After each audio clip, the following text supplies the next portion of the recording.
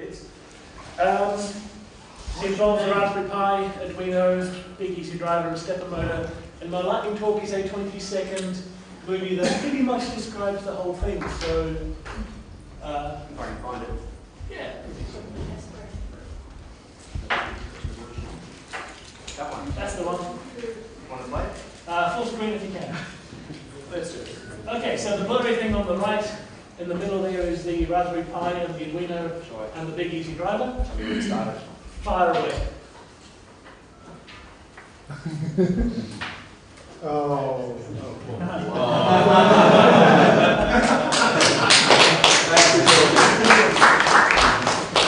It did not get delivered through the window on a crane, so we didn't quite do the James Bond thing. And unfortunately, we did break the safe, but in a bad way. The thing started grinding instead of opening up. But it was a fun work. There you go.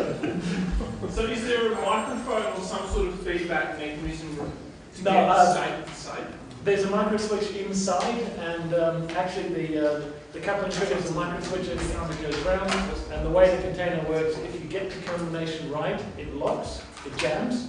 So the idea was we just listen for those switches, and if we stop hearing them, we must have opened it. Okay. It's not really efficient. Well, no, I mean, but as soon as you get the right combination, Yeah. it should lock and you'll get it. But yeah, unfortunately, we sort of wore up the mechanism before we hit the right combination. That was a design feature to stop somebody brute forcing it. Yeah, it was the best we could do. There are various other, I mean, we could have gotten a stepper motor with a shaft encoder and found out immediately when the thing stopped moving. But of course, the contents of the safe should be able to replace the burnt out motors anyway, right? yeah, I don't actually know anymore. So, Sorry, what's the contents of the safe? I don't know, they're up on eBay now. I think it's just backups and shit. Okay. The problem is somebody said it, and then they said, here's the combination, go and test it, and somebody tested it, and then they locked it, and then the combination stopped working, so I don't know what happened there. But, yeah, it was an attempt to avoid having to call a locksmith, which we now do. And, yeah, bit of fun. For a long time, I'm probably going to move something else because I'm getting sick of it.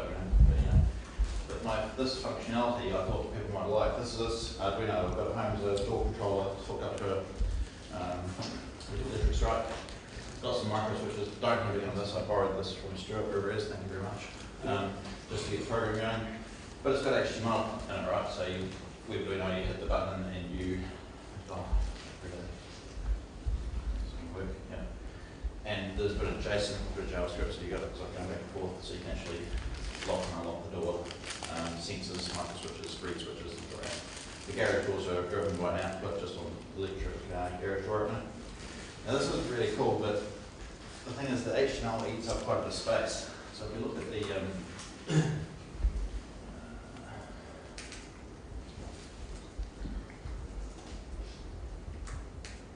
okay, so 67 lines, about 2.1k of index of HTML. That's real, no, 3 to 8, that's heaps of VRAM.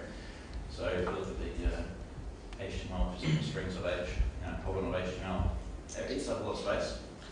So I thought, well, hey, why not compress it? So here's exactly what your web server at home does. So using a script which copies the stuff up to my server at home, fetches it down, gets the gzip data, and turns it into hex.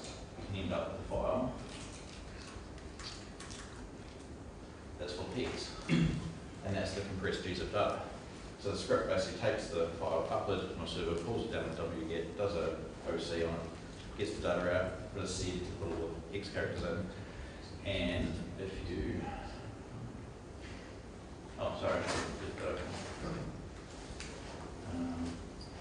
sorry, I haven't done any prep except for make sure I can get this going to show you, so I'm sorry. And John said I should tell you about this, so it's John's fault. Most things. But if I was to compile that, we're looking at, on this, which is the mega, which is for heaps of space, I don't have all these, it's 32k, which is well over the 328 limit, right? So, I close it again, and, oops.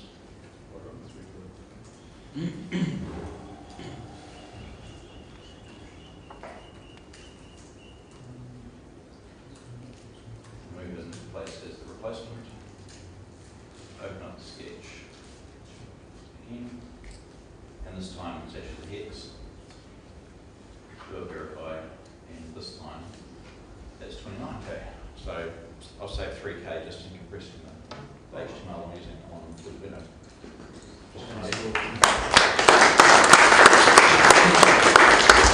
That you can store in instead of the script itself. And Right to flash. yeah, isn't that the Well, I'm actually, I'm moving away from Arduino. I haven't done this for ages because I've been doing other things, but it's stored in as a repository. So it's in, okay? It is. yeah, Okay, cool. it's just that it eats up program space, right? And I don't have much RAM, so I can't store it in RAM. Nobody likes to store strings in RAM. Static program space. Anyway, What's that? if it's in RAM, it's in program space anyway. That's right. Yeah, so why don't I just get it into one place only? So what are you moving to? What am I? Probably STM, which is an ARM chip, a lot more space. A lot more fun. Build my own board. Mainly because I sort of hang out and chat with Keith and BDale quite a bit, and sort of it's rubbing off with them doing interesting things with non-AVRs. Keith likes to bang on AVR a lot. It rubs off. They use an APP. There are IVR. Yeah. Well, no, he's doing a lot of ARM now, he's on STM, which is much nicer. You know, I just want to show you after I actually compile it and send it to the board just to prove that it does actually work. This will actually fail. And it'll fail in an interesting way, which you're going to find interesting, maybe.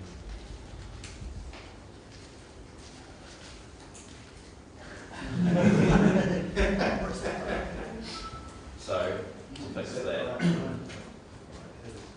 bingo. So when you send, where is it? There.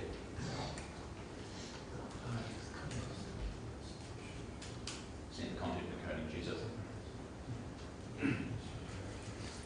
Upload again.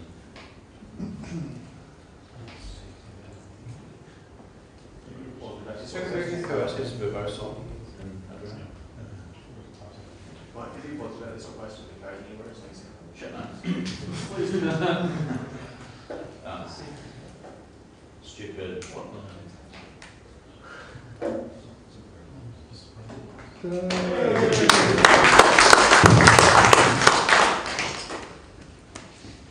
Alright. So, great, right? thanks, Mike. Ask a quick question. Which browsers support GZIP style code? All of them. Really? Yeah. Oh. It's pretty much standard, so as I understand. Yeah. I mean, it's usually done on the server side, right? So no server's going to really sit there and go, well, what browser do you use? I need to use it. It's some stupid Windows compression. So it just puts that user. Yeah, you haven't had to per browser disable GZIP since about IE 3 or something, which actually supported it, which is fine. The browsers that you say that they supported. So we had a couple more. I'm Josh, handles in Dello, most of you know who I am. One of my hobbies is brewing beer. Now, I blame this on a friend of mine who may be in the room. And for part of the beer brewing process is to control the fermentation of the beer at a specific temperature. Try and keep it stable and within acceptable limits so that you don't end up with beer that tastes like jet fuel and probably would make you go blind. One of the easy ways to do it is to use something like this. This is an image I just found on the webpage just before. It's called a son of a fermentation chiller. There's an article on the web, if you Google it, you'll find it. It basically works by, in the rear compartment, the divider in the middle is just a baffle. It doesn't go all the way to the bottom. You put frozen bottles of water in there, there's a fan, there's a thermostat. When the temperature in the main chamber is higher than it should be, switches the fan off. Pretty simple. Except I didn't have a thermostat. I did, however, have an Arduino and some Freetronics bits and pieces. There you go, you got your plug. And so, You can go home now. this is the fermenter that I had, and a very uncontrolled temperature there. This is what I came up with. It's huge because the fermenter that I've got is a really odd shape and it's taller than most and wider than most. So I had to changed the dimensions a little bit, and you can see just there's a little Arduino hanging off the side. So what I did, that's an inside view of it. What I did was I attached 2 of the Freetronics temperature sensors to their breakout shield and used their LCD shield and put this together. So there's 2 temperature sensors. One monitors the temperature of the fermentation chamber, the other one monitors the temperature of the ice chamber. Basically, it switches the fan on when the temperature in the fermentation chamber is above a threshold. In this particular case, the threshold was 18 degrees. But I didn't want it to just switch the fan on because the problem with ice is ice melts. And I didn't want to be checking it every 8, 12, 24 hours to find out whether the ice needed changing or not. That's why I put a temperature sensor in the ice chamber. It alerts a buzzer when the temperature in the ice chamber goes over a predefined threshold. At the moment, it's about 6 degrees. Generally, once it goes over 6 degrees, the ice is just about depleted. But there's a problem with the buzzer. My girlfriend doesn't really like things that are noisy, so she needed a way to shut it up. So I put in some additional code so that by pressing one of the buttons, you can shut the buzzer up. Now, it gives you a visual warning as well if it goes over the temperature threshold and displays an AL next to either the watt or the ice temperature, depending on which one's gone over the threshold. There is an alarm on the watt temperature, so if something goes horribly wrong, the fan fails, and the temperature in the fermentation chamber goes over a dangerous threshold, it will alarm. There is an article on my blog which details everything that I went to, and there's me filling the beer bottles in all my glory. I do have some of the beer here with me. So It tastes great. I had it last night. yeah. I have put the code on GitHub. It is really, really, really hacky. It is definitely not the most elegant piece of code that I've ever put together, but it's shit code, and that's better than no code. oh yeah. Patches accepted. If you want to take my code and improve it, by all means, go right ahead. It's a public repository. I'm too stingy to pay for a private repo, so if you want to go there and have a look at it, that's fine. At the end of the day, it was a solution that I put together leveraging an Arduino because it's what I had on hand. It is rather bulky. What I would like to do as the next sort of evolution from this is to take the work, I've forgotten which university it is, did some work with the AT Tiny processors and setting them up so that you can use them as an Arduino. I want to try and take a AT Tiny 85 and use a shift register to talk to the LCD and make this a heck of a lot smaller than it currently is, because at the moment it hanging off the side of the box is rather bulky. It's not heavy, but you know, I'd like to use my development board and breakout shield for other stuff instead of having them permanently tied up. I mean, there's a few dollars worth of stuff hanging off the side of it. If I can take an AT Tiny, bang a few components on it, that's a lot cheaper and, in my view, a better use of the hardware. I can take my 328 and go use it for other stuff. I mean, using a 328 to control the temperature of beer is probably overkill. So, yeah, that's it. John is the guy responsible for designing and spending many, many hours standing beside his own CNC machine, cutting out the chassis for the CNC program.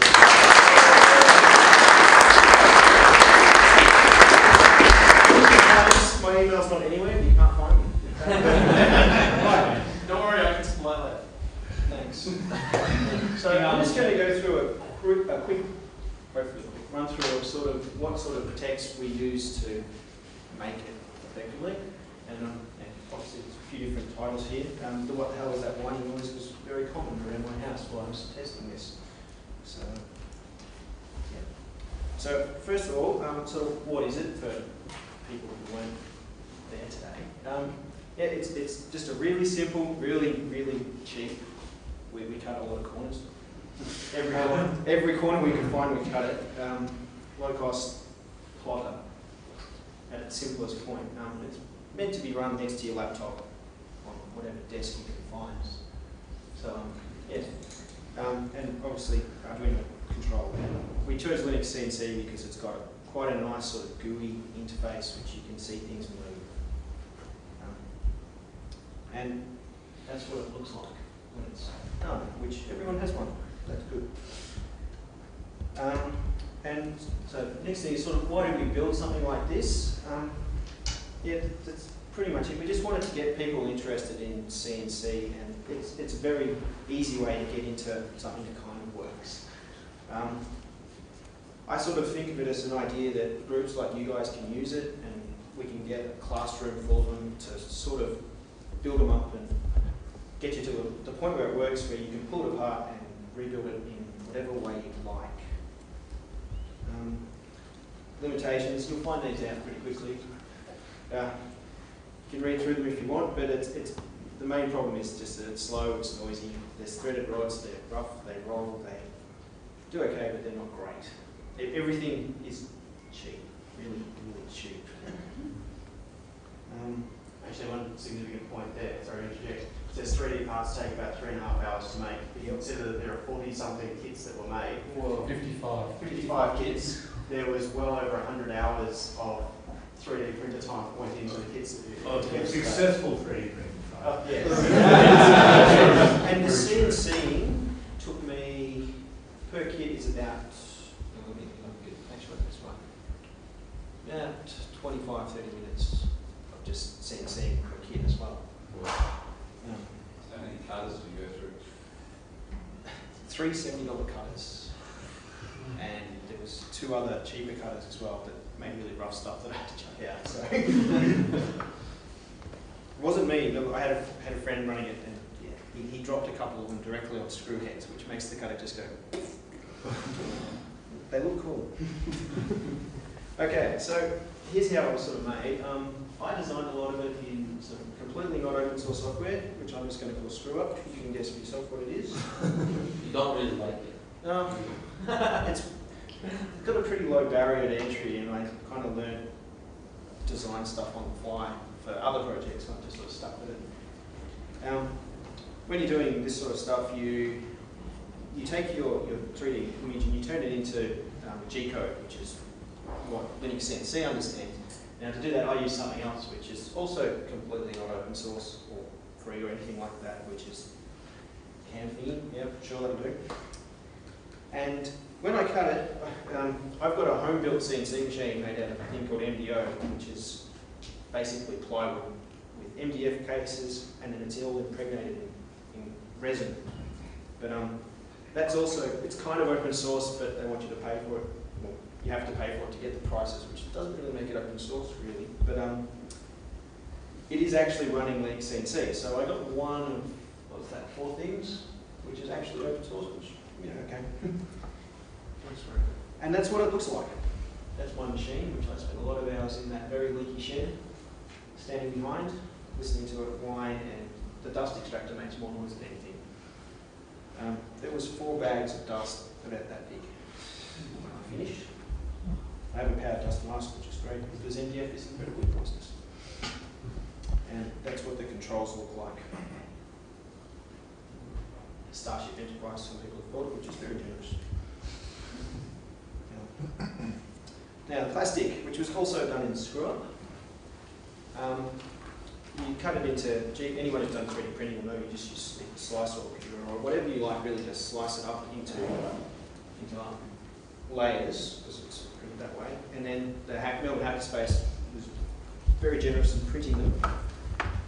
The Cruiser is mainly what we use, simply because the build platform is large enough that we can fit a whole kit on that in one run, basically.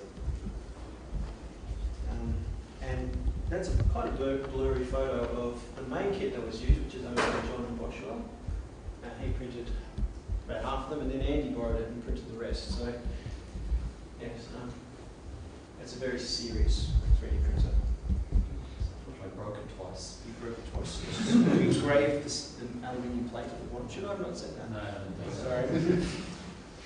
And that's on the Spaces Cruiser. I think Stuart, you used my photo. I used your photo. That's what I had. So yeah, that's it laying down the parts. Right.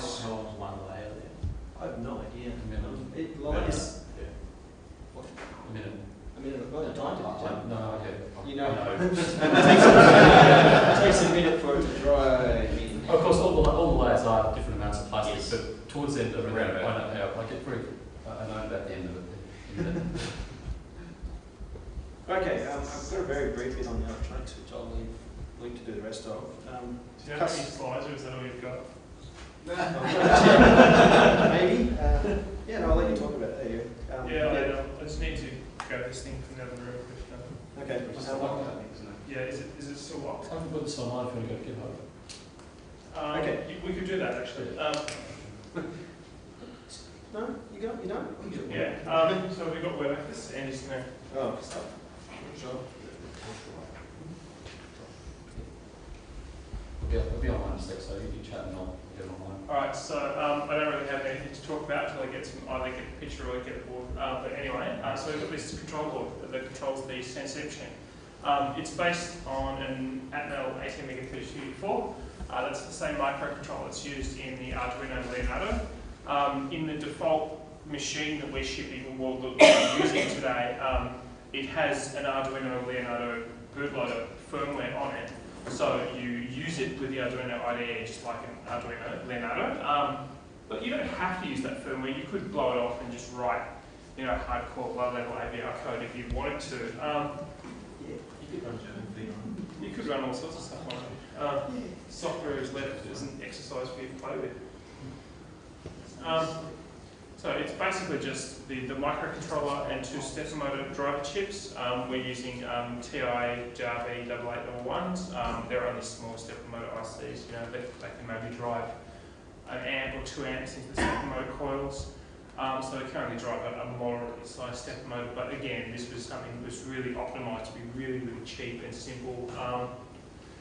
Other than that, on the board you've got a voltage regulator that generates a 5-volt rail from a 12-volt rail. Unfortunately, it would be nice if you could just plug the machine into USB and it would just work. But you can't get 10 watts out of a USB port, so you can't run these motors off a USB port, obviously, so you do need an external power supply. We're just using 12 volts through a standard DC 2.1mm jack, so that's really convenient. You can just use any old plug pack if you didn't have one laying around or whatever. Miracle. It's a miracle. Oh, we're getting there. About to see more recalls on all those tabs. I couldn't find them.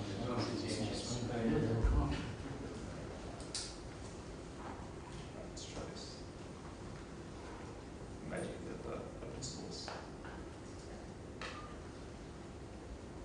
Is it changing on here? They felt it was like that.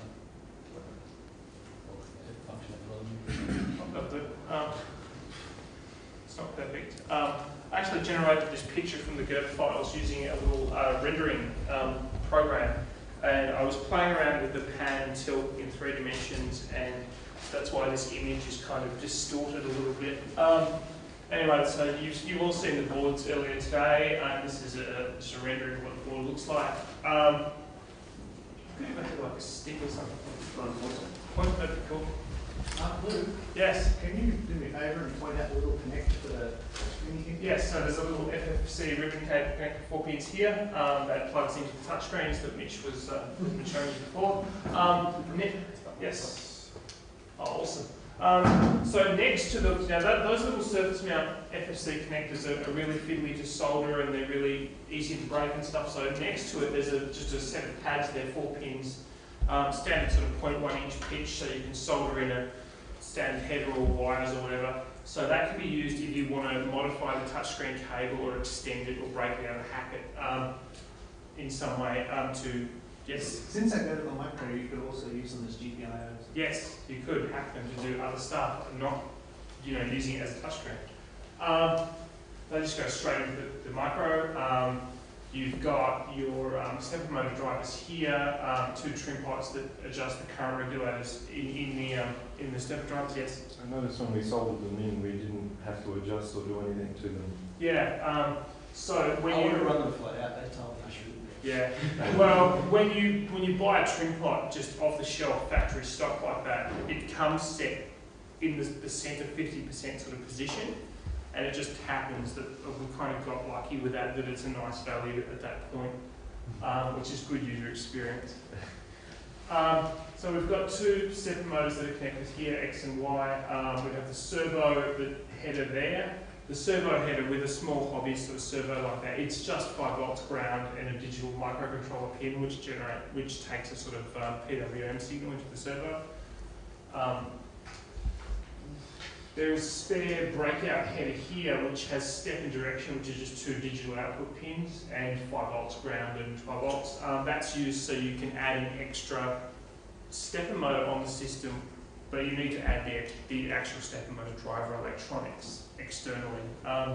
So it sort of has the capacity to be a 3-axis machine, but it was left off for cost constraints. We've got an SD card there, SD card socket. Now, I don't know how well we've supported this in the software yet. I think the software is non-existent. Nothing that doesn't exist. I've got a card in mine, doesn't it? Yeah, software contributions welcome. But basically, the idea was we've got this SD card, we've got the touchscreen, we've got the LCD display. So the idea was with appropriate software, you don't need a PC. You could execute a program or a 3D plotting G-code or something autonomously off the SD card.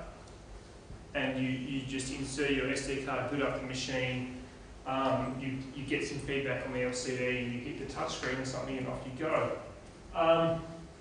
There are a couple of extra chips here. There's a 3.3 volt regulator and a non-inverting buffer to translate the logic levels down to 3.3 volts because SD cards are 3.3 volt SPO devices. Power comes in here, USB obviously. That's an 8-bit latch that drives the LCD using only 3 pins on the microcontroller because you can just latch data in serially over 3 pins on the microcontroller and then connect the 8 bits on the output side to your LCD, and that's perfectly fast enough for typical updates on one of those Hitachi LCD alphanumeric displays, and it saves you a lot of pins on your chip. And that's just a standard register, so it's like 20-cent part or something. As I was saying, power supply with a 5 volt output and a 5 volt rail, SPI programming interface for the AVR. That's pretty much it. Oh, there's some LEDs down here too. And LCD contrast. LCD contrast, trim pot, yeah. And the limit switches at the top. Yeah, there's a spare set of pads up the top there for XYZ home position setting switches or limit switches, so that the machine can set its use of data. Yeah. E-stop. Yeah, E-stop, whatever. They're just digital lines with a pull up. Yes. There are some inductors on the board. Is that for I just lost the video, but anyway, there is an inductor which is the switch mode buck regulator 5 volt output. Yeah. With 12 volt or 5 volt plug-in, how is it determining which one is it's using? It actually just ties them together. It actually comes through a diode, so it won't inject power back into the USB port. Okay. You will get a 5 volt rail from either the 12 volt supply or the USB, so you can use either or both connected up. But we recommend the power supply, so it goes up to 100 What regulator are you using for that? 3463, it's cheap. It just works. Cheap. I noticed on my board when I was unplugging and just rotating motors that there was enough back EMF to light the LCD backlight. Yeah, that's kind of weird. It depends what sort of architecture is obviously inside the H regions in the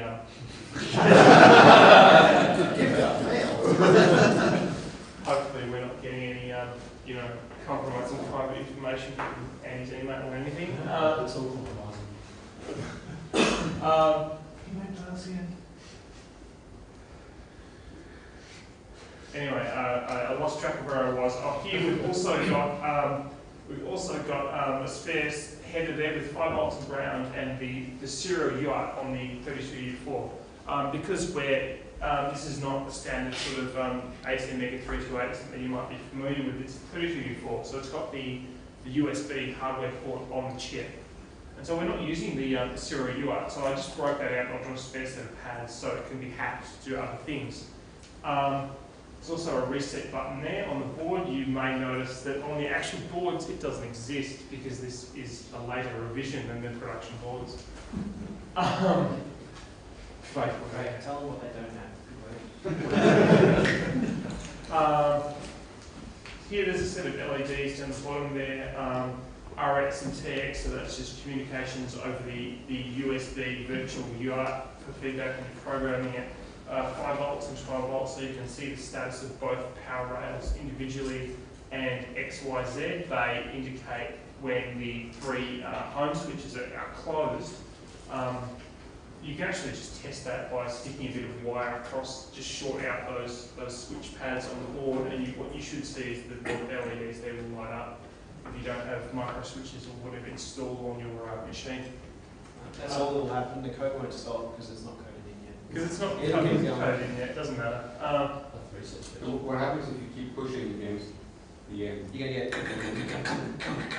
because it slams against. So what do you get? Is it a damage? The stepper motors are pretty strong. It wouldn't surprise me if you tried, you'd probably break something. Yeah, probably. Which is why you turn down the current, right? Yeah. Nah, don't do it. That's easier. So, quick question. You mentioned before you were using Linux CNC to control. Yep. So how are you communicating the position to the chip? How are you closing the loop and getting around the whole USB real-time from Okay, CNC? Someone in the US has written a lovely little Python script that just acts as a link, basically. It just so you shows it. user thread rather than the servo thread. Yeah. There's no real-time feedback loop, so it's not really precise mechatronics for the closed loop.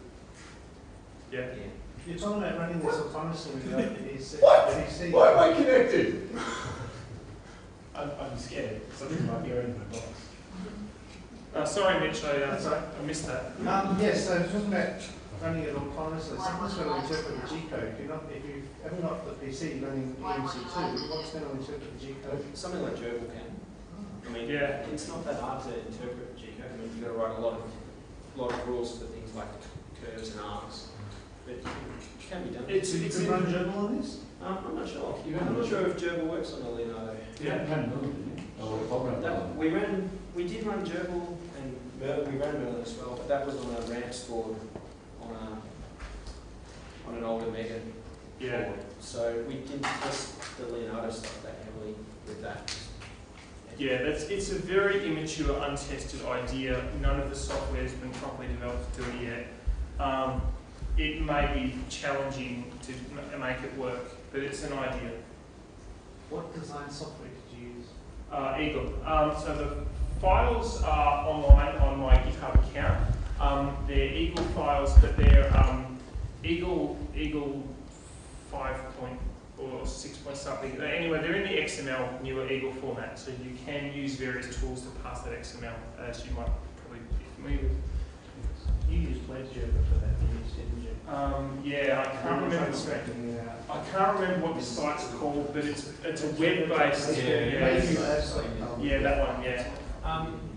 I noticed. I couldn't help but notice that there was a Freetronics name on board. So I went to the Freetronics website and found the article on the website. When they eventually become available, there's even a price. Will they be? Yeah, there is even a price there. Will they be the newer version with the reset button, or are we going to have? If we want to buy another one, because I actually want to take this board and use it for something a lot bigger than that, with similar size steppers, which will do what I need it to do. But I'm going to want a reset button. Okay. We fabricated 100, so once those 100 are gone, then we'll do version 2 with the reset button. The other thing is that you can easily add a reset button through the ICSP. Okay, cool. Or you can get a screwdriver or something and just poke pin 5 and pin 6 on the ISP. Do you remember ever worked with a PC motherboard where it's just sitting exposed on your table and you want to reset it, so you just poke it with a screwdriver and hit the reset pin? Or if you put an old PC just grab an old PC case and rip out the reset button. Yeah, that's got the header jump on already. plug straight. Just be real quick with the jumper. It's called hack CNC. Just have to pull it lower. Yeah. And pin 6 on the ISP header is ground, which is right next to the reset one. Any other questions? Yeah, you may remember last year at LCA we had the Pebble thing, and we said, oh, we're going to manufacture more and distribute them through Freetronics. We put it up on the website, and it never actually happened because there was never any more stock. But hopefully this time we'll actually have it available. We have the stock right now. We're getting closer every year. Yeah. But look, the designs are all there, so things can still happen. What about the other parts, the wooden bits? Yeah, come on. well, because that was all done with, like, it was done in a really labour-intensive, manual, hand-lovingly crafted sort of way with love, with CNCs, reactors, and 3D printers and stuff. It was never really a good. It wasn't a sort of design for manufacturability, design for scalability sort of process. Yeah, but then again, we may be able to find some cheap contractor in China where we give them the STL or something and they injection mould 1,000 little plastic gears or something. I don't know, maybe.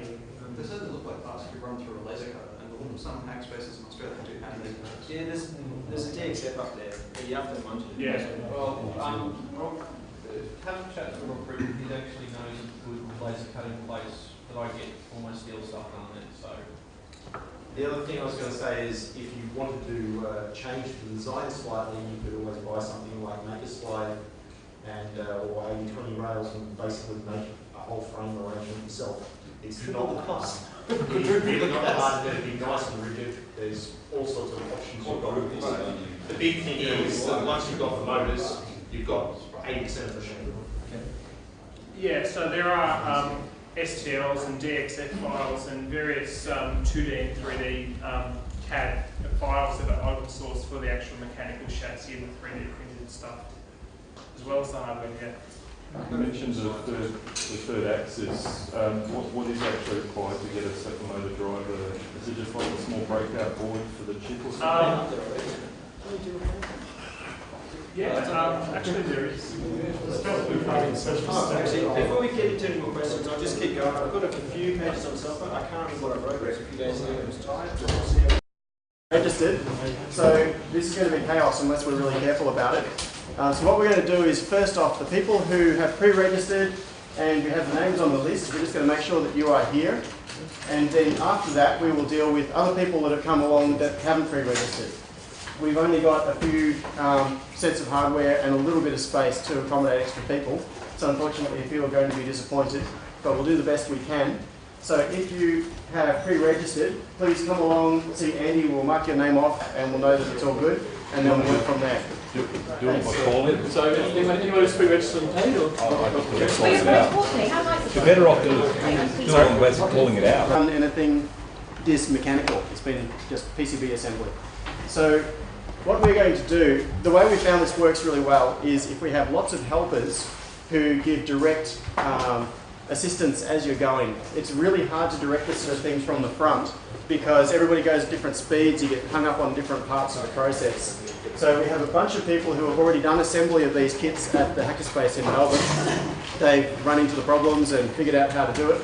So what we're going to do is have those helpers distributed around the room. If you've got any questions, ask people beside you, ask the helpers, and everybody can proceed at their own pace. This is not a race, so be careful with it. Don't force things. If things don't fit quite right, we can make adjustments, and inevitably things won't fit. That's just the way it is. So we have some electronics assembly to do, some mechanical assembly to do. We have soldering stations all grouped down in that corner. So if some people wanted to begin with the electronics assembly, that's cool. You can go straight to that. There are really three main parts to this. There is the mechanical assembly of the chassis. There is the assembly of the electronics, fitting the last few parts and wiring it together. And then following on from that, there is the software and making it all do what it needs to do. So most of you will probably start with the mechanical assembly of the chassis. Some of you can jump into doing the electronics and then come back and do the chassis later. That's probably the most sensible way to parallelise this. Now you'll need access to instructions. I notice that a lot of you don't have laptops. But there are instructions. If you go to arduino-miniconf.org, there is a link to 2 sets of instructions. One is the instructions for the chassis, and another is the instructions for the electronics. We're going to be a little bit cramped. That's the other thing is, doing this sort of project, you need a lot more space than if you're just working on a PCB. So just be considerate of the people around you. We've basically fitted in as many people as we can in this room, but it's just going to be tight. If you don't have access to the instructions, like you don't have a laptop with you, we can, sorry? Yeah, there's no way we can fit it all on the screen, but we'll just put some up and flip through it so you can get an idea. Yeah. Oh, right, yeah. Those are our network, good point. Is wireless here? No, it's not. It's announcing the Wireless is still down here. Yeah, okay, we're going to set up a laptop with the documents on it. And if you've got the little flash drive that came in your rego, we can stick it on that for you. Yeah, I reckon get that one out in the commentary, and then just have a look at what, as people go, you'll see, you'll be able to get a little bit of it. Yeah.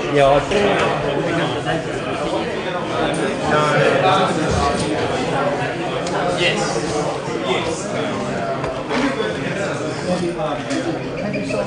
No, maybe here. Feel my fingertips anymore. Maybe here.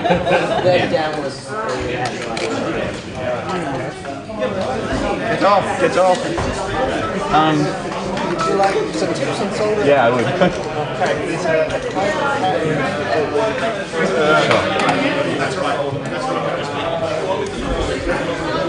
The idea, okay, solder, what you want is you've got 2 things that you want to join together. What you want is solder between the 2. And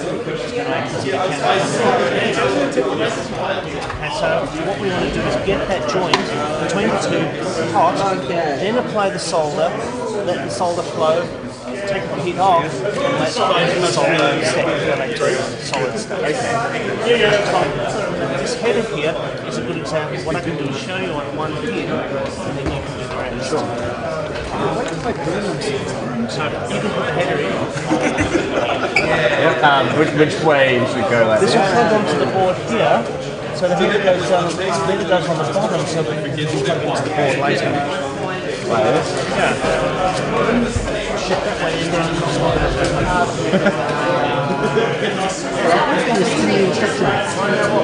Yeah, they're hard to get to. I think I pulled it up.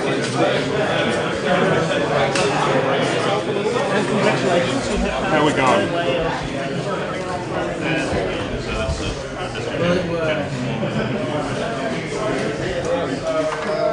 USB device unexpectedly melted.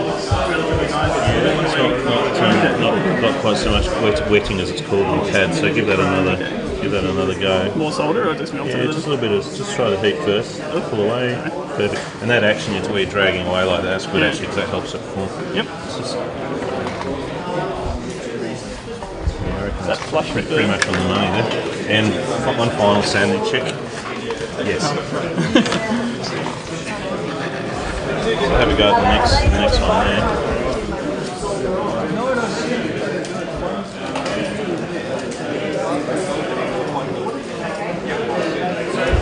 Hold it large, but you probably actually grab the solder slightly to go away. So that hasn't taken up as much space as the other ones? No, you could give it another hit just with the hot heat if you want to try and wet it a bit more, but it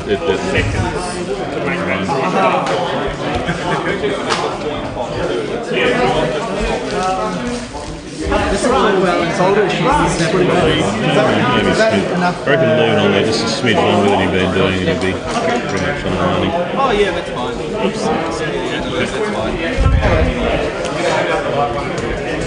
Generally with the multi-row like that, one of the things they'll do is they'll solder one checkered square and then solder from the far end there. As many feet to square. Just keep it on there a smidge longer for the next one. At this stage you can actually just keep coming down. Perfect. So what happens if it accidentally spills across though, and then you've got too much solder? There's ways we can put what's called a solder bridge, and we can. Nice. It also looks like there's a couple of little things over there you obviously want to stay away from on the other side. Yeah, they're wires, exactly. They connect the top side of the printed circuit board to the. It may be a matter of superstition, but I tend to skip pins so that I don't get too much heat build-up. Yeah. Oh, okay. I'll do the odds and then again, that's a matter.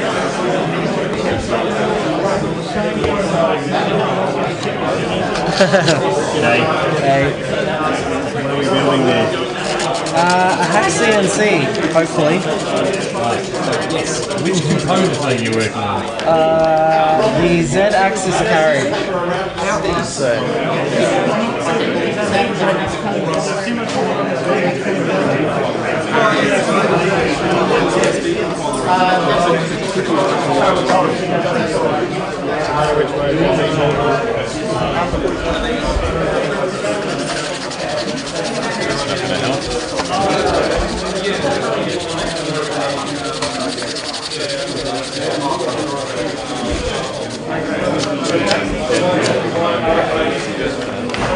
I was cracked when we would work at school. My dad's a carpenter, a 6th generation carpenter. Just being built. Sorry, Dad. I hope you're not watching this. It's embarrassing. Someone's been designing.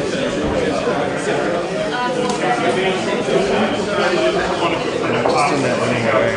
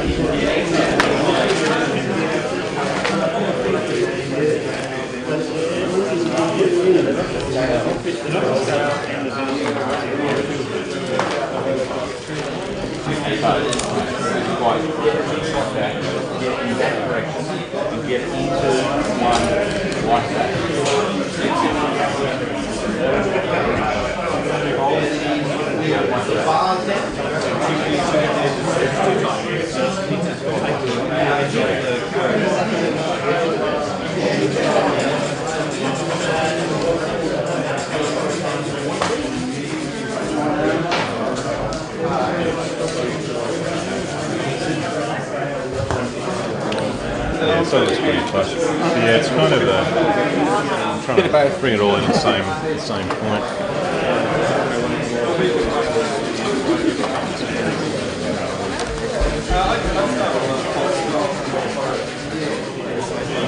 Excellent. Yep, that's really good. Yeah, so let me just get the display out of the way because it actually doesn't need to be involved in this part of things at all.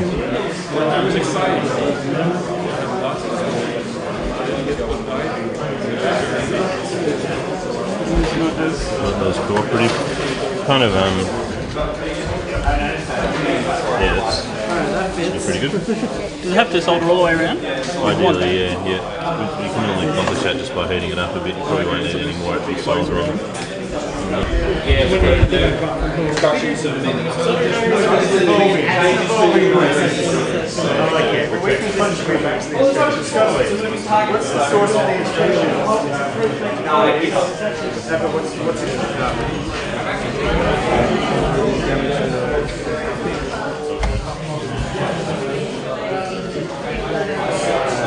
Okay, John?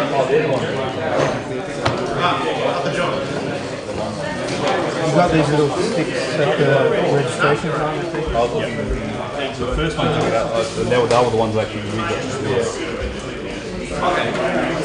Try that one on for size. The other thing I noticed was that the nut is wider than the other bits. Because it's friction fit, it won't be too much of a problem. Flip it over and flip it over. Just like that, yep. Better? Look, once it's screwed in, it'll be tight in place.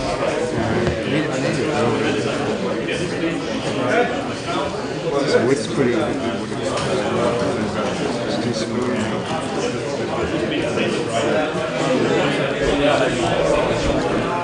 Yeah, they only just fit through. You can't put them on your They're getting there. Okay, slowly getting there. Oh yeah, they've got a little bit of gap.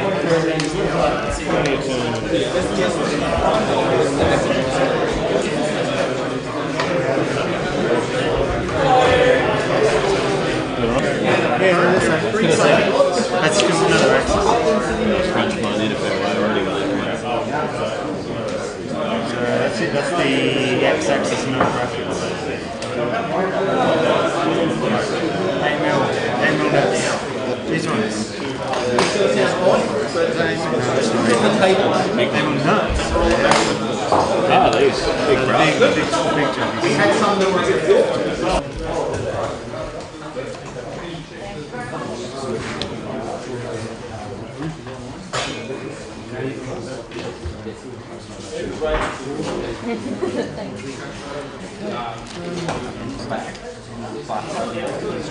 Is that the front plate? It's actually why not? Goes on, because some of them are kind of borderline. Oh Jesus, tight. It'll go on, but it's tight. It's very, very tight. So what I did with mine.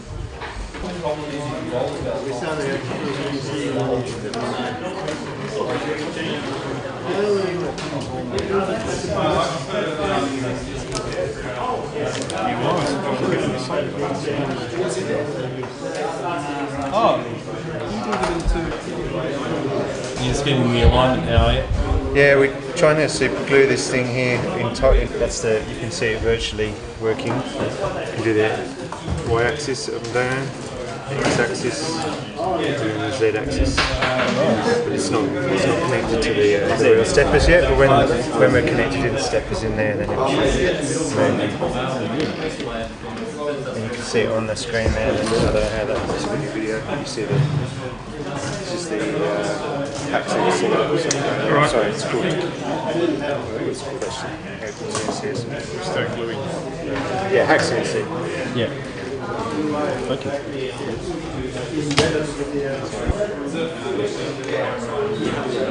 I'm tipping on montage this or something to some music.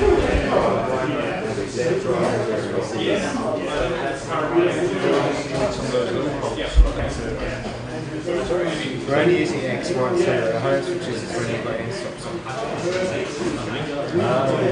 Sorry, are we getting second loss?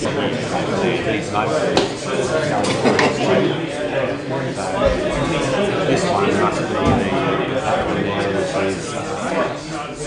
be that's the X model. Oh, right, okay. That makes sense.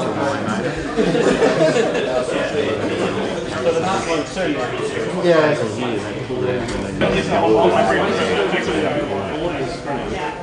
Hello. G'day. Don't mind me. So we need a lot of cables. Limitations of your software. You're not allowed to say, this is what I did. Software does this, no one's done it before.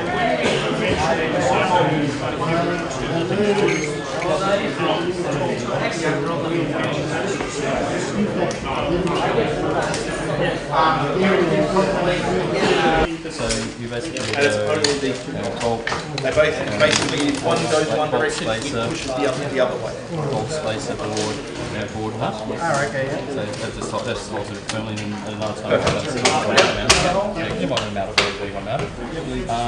You need to put, this is the y-axis. In the electronics instruction, it does have the board on the y-axis. So that's ready to go to the y-axis. This is the x-axis.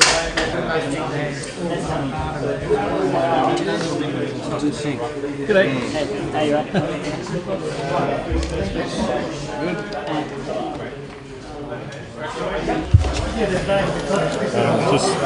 Just take a sec till I get a couple of things set up. That's all right. They had it on the station there. I just need to.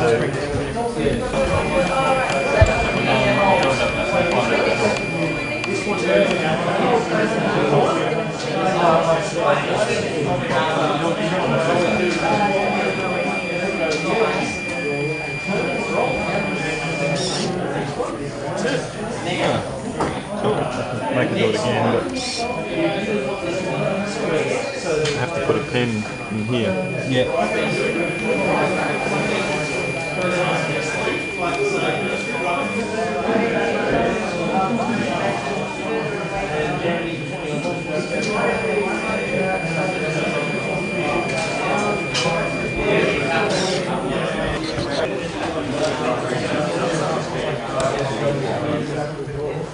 There we go, that just sort of fits in there so that it stops it moving.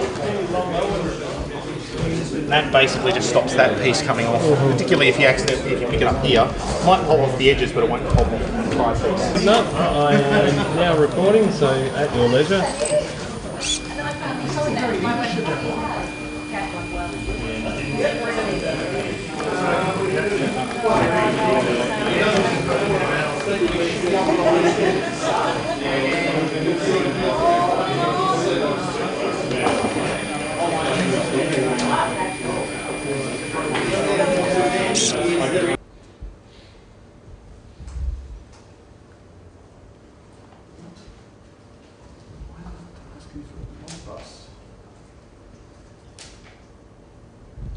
Okay, that'll be a little bit more easy for us to have a look at.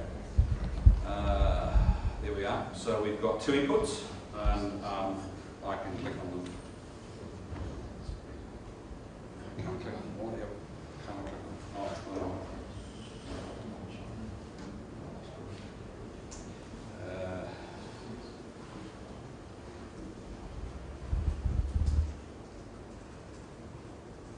I think that'll fix it.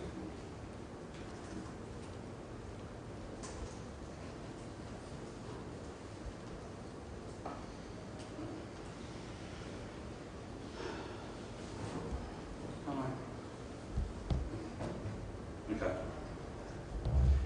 We get the way we get to the demo after. Yeah, I'll also do the demo after. But so that might be the better way. But it's highly flexible. So Modbus is available. You can communicate with Modbus to many things. One of my jobs when I leave here is to go to a country town and interface a PLC with Modbus to a PC and capture the weight of that bale, but capture it with intelligence about what's going on in the machine. Because the problem is, they press capture and the bale's already half loaded the bale, so the weight's shot. It's useless. So if I can capture the weight when the bale's where it should be, and steady and all those sorts of things, and I can put little interlocking bits in the PLC and in the software between it, such that they've got to press F5. Press F5, the bale loads. If they don't press it, the next bale doesn't load. You keep sort of pressing the key and you've got the machine under control. From the point of view of your sort of things you might want to do, Jonathan has a lovely super house with all these lights wired up and all these roller doors working and all these sorts of things. And I assume he's used Python or Perl or some language like that to join it all together. But it's a lot of infrastructure, a lot of custom code every time. You can write a very simple little machine in here that says, here's an output, here's an input, here's a light. here's some rules, you know, I don't want to be on for more than 15 minutes, or I've got an IR sensor in the place of the IR sensor is on for more than, or off for more than 10 minutes, turn the light off. In the config file, he would just simply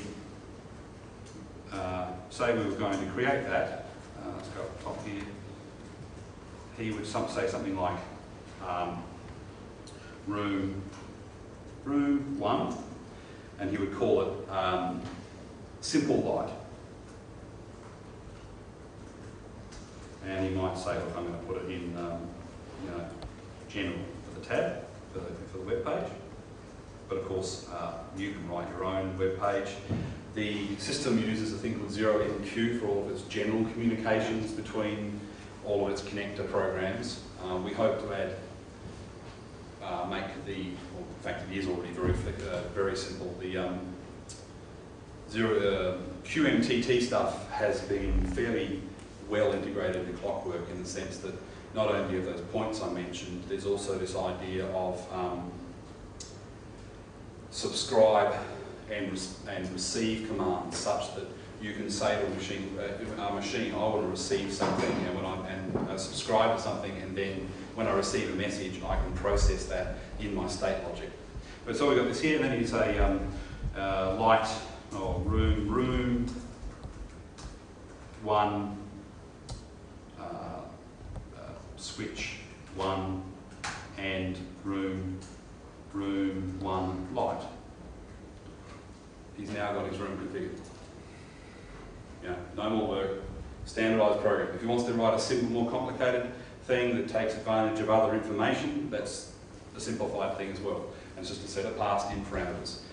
We also do the idea of, within our machine, we'll do an instantiation of a persistent variable. So when we can generate the idea of persistent, really, are we? Okay. Well, I'll just quickly show you. Well, okay. We have this idea of persistence, so we can say to a machine, your options, your variables are now persistent, and they get stored in a little database. Every time the program wakes up, that information gets reloaded into that machine's context, and result timers, anything like that can be stored. A number of times the light's been turned on and off. It can be stored forever. You know, that kind of stuff. So let's have questions. Any questions for Mike? Gentleman in the middle at the back there. Your code's on GitHub, is that right? That's right, yes. It's, as I say,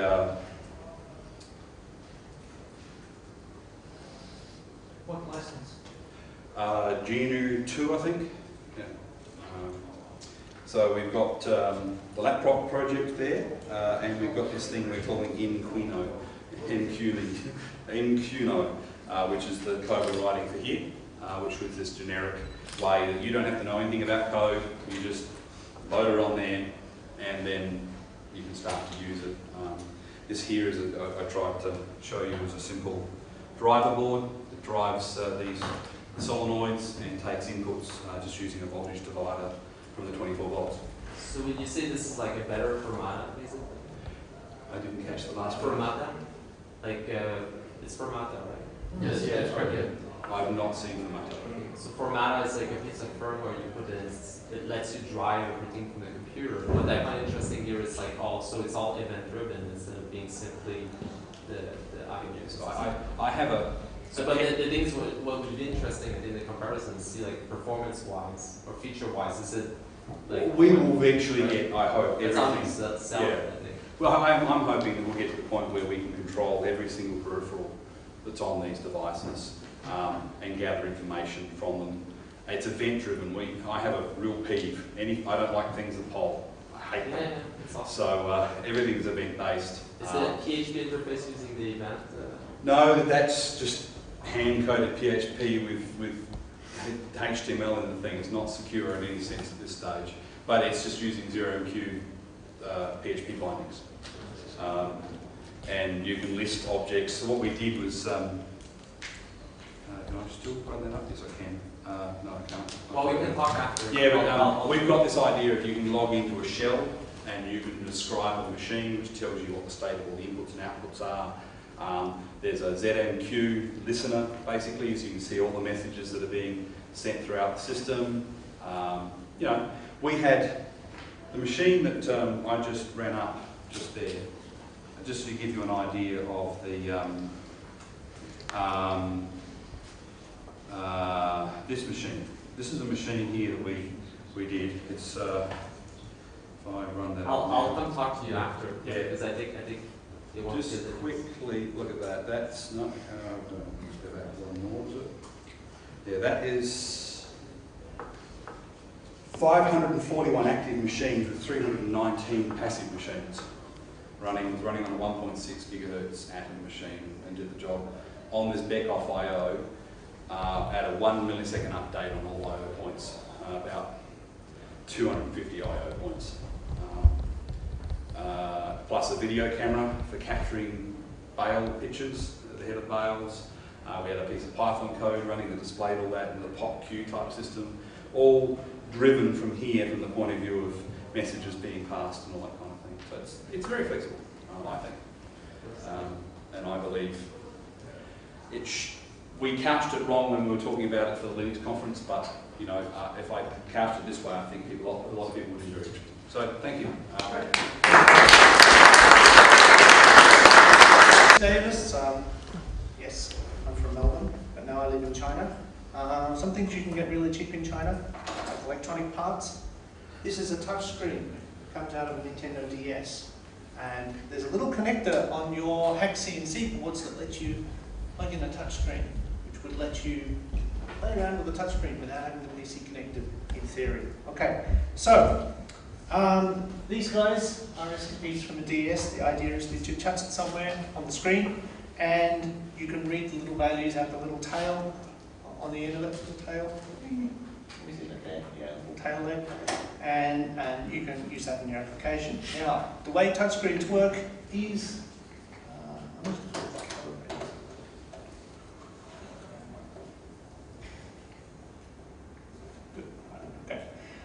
if you have a resistor here, you can set up a resistor divider network. So the idea is, as you move this up and down, you're going to get a varying voltage there.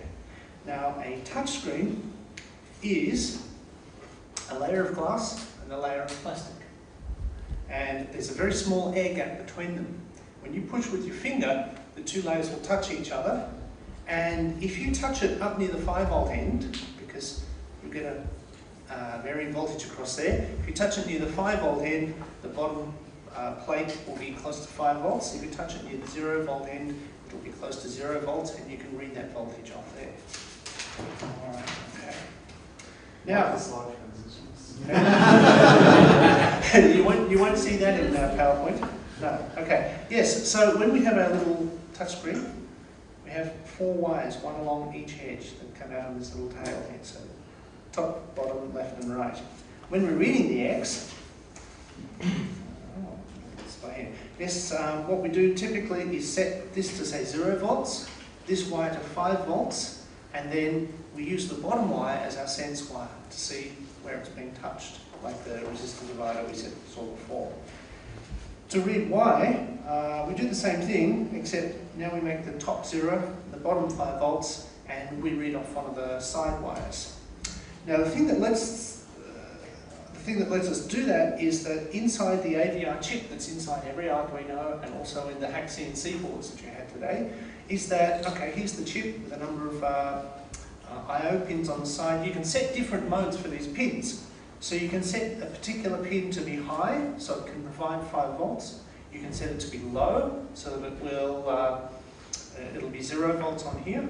You can make it so that it's not connected to anything, or you can read the voltage that's there on the pin. Now, when you're reading those voltages, it's a 10-bit converter, so you get a signal you get a number from 0 to 1, 1023 that you can feed into your software. All right, so the idea is that you set up those pins for 5 volts and 0 volts, and reading off it for X, you read the sense wire, you set that up for Y, you read the sense wire for Y, you do something with that data, and then we'll go back up to the top because it'll be really fun.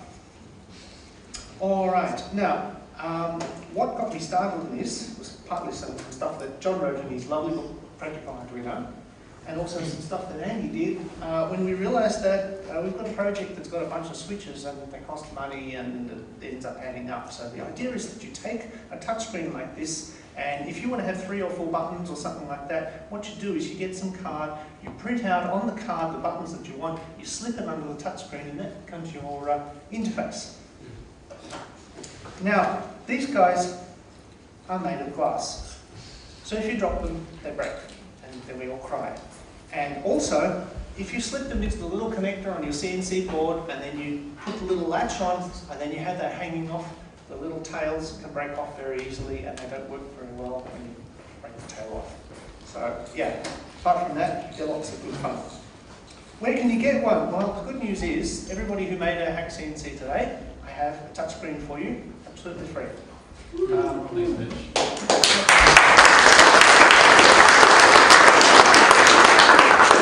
I live in Shenzhen, China. I can walk 2 minutes down the street into the world's largest electronics market, which is pretty damn cool. And they're one of the spoils of being able to live there. Plus, they drove it to Australia.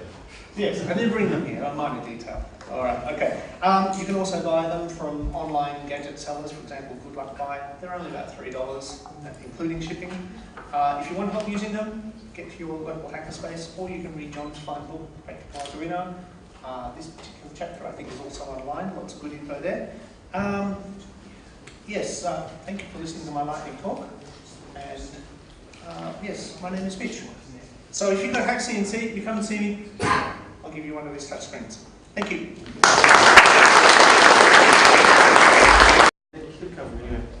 Right, software. Here's a very quick run of how you actually get something out of it. The best way is to just have a go with Inkscape, because if you've got the ISO that we had loaded up, that's installed with the G-code extensions. Draw your picture, use the export to G-code tool. I found on my machine a negative Z-axis movement was enough to push it down with enough force to hold the pen. You're going to have to play a little bit, unfortunately, because everyone's a little bit different. And then just load the file in Linux CNC and hit the big start button. And we've got a few ideas on how you can take it to the next level. Freaking laser beams is very, very common. We don't have any at the moment, so it's unfortunate. So what I did put up there, actually, you wonder if I was to use it to run an old a knitting machine, which takes a punch card, sort of replace that to run on something a little bit more modern. So that'll be fun. Yeah, there's a fair bit, or there's a lot you can do with it. I mean, I would highly recommend replacing the rails if you ever get the chance or know how to do that, just so that it runs a bit smoother. And that's the last of my slides, so now we can move to questions. I should say a big thank you to everyone at the Hackspace and Electronics and everyone who helped with this. There was a lot of people. There is a list of them on the documentation, which I left my name on. So, yeah, questions? I guess just on behalf of the attendees, we'd like to thank all the organisers and all the work that all you guys did to put it all together and make these kits available for us. So.